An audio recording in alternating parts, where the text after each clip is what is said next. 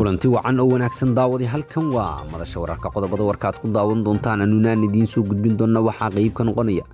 faahfaahin dheeraad oo laga helayo duqeymo culus oo diyaaradaha dalka Kenya ay markaasi ka fuliyeen qaybo kamid ah gobolka Gadow qasaare ka soo gaaray dad rayid ah ayaan idiin soo gudbin doona iyo wararkii ugu dambeeyay ee duqeymahaasi ku aadan hadii Rabbi uu ka raali noqdo sidaas oo kale qodobada warkaad ku daawan doontaan anunaan idiin soo gudbin doona waxaa qayb ka noqonaya علي عيد مدحوينه حجينك مامولك قلمدوق أو وجه عصب ويلا حيصدق كلا دحيس مدحوينها مامولك قلمدوق أحمد عبد كارية قرقور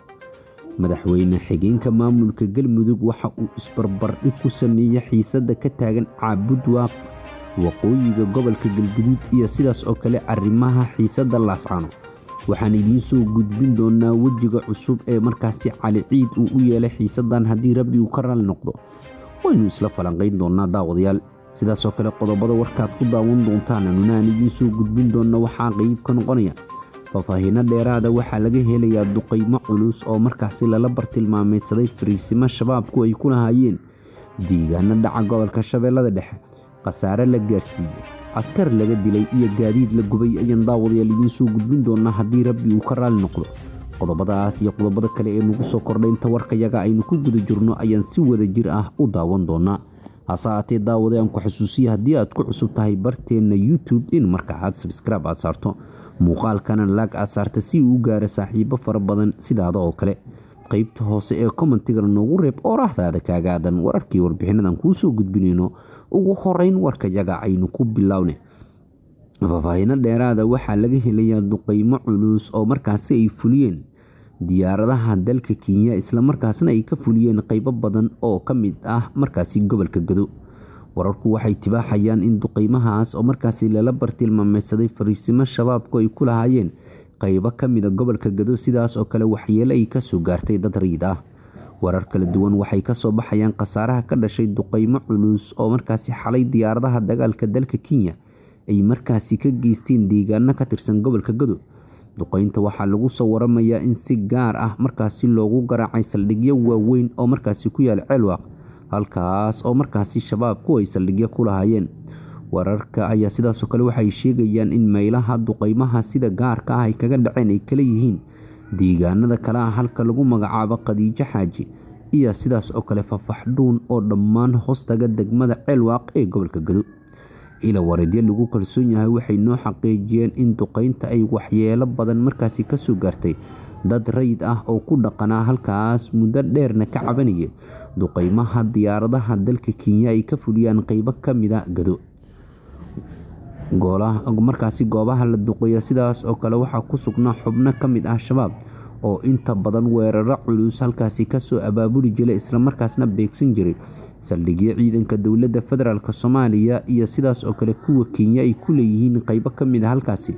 ilaa iyo haatan ma jiro wax hadal ah oo ka soo baxay madaxda dawladda Kenya iyo maamulka Gadow oo ku aadan duqeymihii ugu dambeeyay ee ka dhaca dhanka aaga Ceelwaaq xaaladda haatan waxa ay tahay mid aad u kacsan waxaana dhaqdhaqaaqyo iska soo horjeeda laga dareemayaa gudaha Gadow Kenya qayb ahaan sidaas oo kale dhowr jeer oo hore waxaa loo jeediyay eedeymo culus oo ku aadan duqeymo ciidankeeda ay fuliyeen isla markaasna ay ka fuliyeen qaybo kamid ah Gadow in markaas waxyeelo ay ka soo gaartay dad rayid ah kana aynu eegno xiisada culus ee u dhaxaysa madaxweynaha maamulka Galmudug Axmed Cabdi Kaariye Qorqor iyo madaxweyne xigeenka maamulkaas Cali Ciid madaxweyne xigeenka maamulka Galmudug waji cusub ayuu u yeelay xiisada kala dhaxaysa madaxweynaha maamulka Galmudug madaxweyne xigeenka dawlad goboleedka Galmudug Cali Daahir Ciid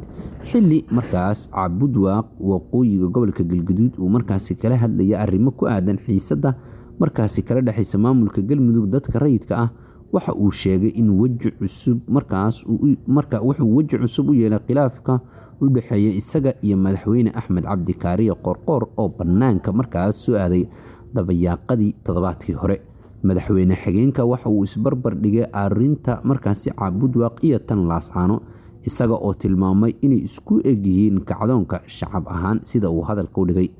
kacdoonka maanta ka jira Cabud Waaq waxa uu egyahay midkii Laascaano ka dhacay waxaana la rabaa inaad markaas isku tashataan ayuu yiri sidaas oo kale waxa uu maamulka uu ka tirsan yahay ee Galmudug ku eedeeyay inuu xaqiray degmada uu markaasi ka soo jeedo wuxuuna tilmaamay in canshuurteeda laga faa'iideysto oo kaliya waxa uuna sidaas oo kale xaqiijiyay in degmooyin badan oo ka tirsan Galmudug degmadan ay uga horeysa inay markaasi xaqiraan inay tahay wixii ay xaq u lahayd in markaas laga xaqiray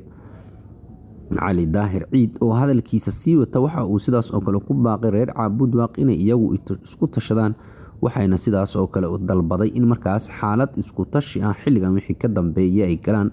dhaqaalaha degmada laga soo aruuriyo waa inay dib ugu laabata iyada oo lagu dhiso sida sharciga dowladda hoose uu dhigayo degmo walba iyada maamulkeeda u madax bannaan ayuu khudbadiisa sii raaciyay hadalkan uu yiri madaxweyne xigeenka maamulka Galmudug cali daahir ciid waxa uu sheegay markaas in doorashada golaha deegaanka degmadaas gaar ahaan markaas uu garab taagan yahay guddoonka cusub sidaas oo kale waxa uu arintani ugu markaas ku sii daraysaa isla markaasna ay shidaal ku sii shubaysaa xiisadda culus ee kala dhaxayso madaxweynaha maamulka Galmudug Axmed Cabdi Kaariye Qorqor waxaana muuqata xiisaddu xilligan in markaas ay u dhaqaaqayso meel halis ah marka loo eego xiisadda culus ee u dhaxaysa madaxweynaha iyo madaxweyne xigeenka markana aynu imaano shabeellada dhexe iyo markaas duqeyn culus oo halkaas laga fuliyay isla markaasna lala bartilmaameedsaday saldhigyo shabaab ay ku lahaayeen markaas deegaan galbeedka kaga beegan Ruunirgood gobolka Shabeellada Dhexe wararka aynu ka helayno aaga degmada Ruunirgood ee gobolka Shabeellada Dhexe waxay sheegayaan in duqeymo culus loo geystay fariisimo shabaab ay halkaas ku lahaayeen kooxdan waxaa la sheegay in markaasi lagu beegsaday dhul hawd ah oo 8 kiiloomitir dhanka markaas galbeed kaga beegan magaalada waxaana halkaas lagu soo warinayaa in la gubay gaadiid dadka deegaanku waxay xaqiijiyeen in markaas ay duqeyntaas ay ahayd mid aad u culus isla markaasna ay maqlayeen dhawaqa jug aad u culus oo isxigxigta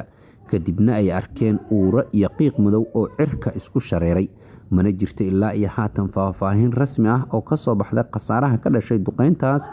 ama tirada ciidanka ah ee markaas shabaabku looga dilay dowladda federaalka Soomaaliya faahfaahin dheeraad ah kama bixin duqeymahaas marka la eego xaaladda qadiyadii aynu ka soo gudubno ciidanka dowladda federaalka Soomaaliya oo kaashanaya saaxiibada caalamka waxay kordhiyeen duqeymaha ka dhanka ah kooxda shabaab kuwaas oo dhowr jeer oo hore laga fuliyo deegaano iyo degmooyin kooxdu ay ku sugan yihiin isla markaasna dhaca maamulada Galmudug iyo Hirshabelle duqeymaha tooska ah waxaa barbar socday dagaalo ciidanka dowladda federaalka Soomaaliya iyo kuwa dadka deegaanka ee loo yaqaan xaq u dirirka macmuusley ay la galeen kooxda waxaana muuqata in xilligan si rasmi ah uu u bilowday dhameystirka howlgalka wajigiisa koowaad isla markaasna loo diyaar garoobayo wajiga labaad dagaalka ka dhanka ah kooxda shabaab